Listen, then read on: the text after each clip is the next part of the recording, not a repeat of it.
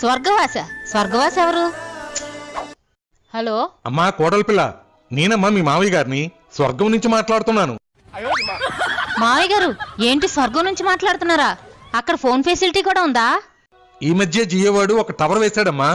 స్వర్గంలో అత్తయ్య గారిని కలిసారా మావయ్య గారు? అత్తకు మించిన అందగత్తెలు ఉన్నారమ్మా. ఇప్పుడు అత్త ఎందుకమ్మా? అంత అందగత్తులుంటే వాళ్ళతో డాన్స్ వేసుకోకుండా నాకెందుకు ఫోన్ చేశారు మావయ్య గారు? మన ఎదురింటి శంకర్రావు గారు లేడు? వాళ్ళ ఎదురింటి ఆవిడ తన సినిమాకి వెళ్ళాడని వాళ్ళ ఆవిడ కొట్టి చంపేసింది కదా మావయ్య గారు. ఈ విషయం మీకు కూడా తెలుసు కదా. వాడు నా దగ్గర ₹1,00,000 అప్పుగా తీసుకున్నాడమ్మా. డబ్బులైతే ఇచ్చేసాలే, కానీ వాడు రాసిచ్చిన ప్రామిసరీ నోటు నేనివ్వడం మర్చిపోయాను. అది కావాలని ఇక్కడ నన్ను తినేస్తున్నాడమ్మా. అమ్మా పరుపు కింద ఉందేమో చూడమ్మా. ఉంది మావయ్య గారు. కొంపతీసి ఆ నోటు మీకు ఇవ్వడానికి నన్ను గాని మీ అబ్బాయిని గాని చచ్చిపోమంటారా ఏంటి? మన వెనకింటి దివాకరం కొన ఊపిరితో కొట్టుమిట్టాడుతున్నాడమ్మా. తులసి నీళ్ళు కూడా పోసేస్తున్నారులే. నువ్వేదో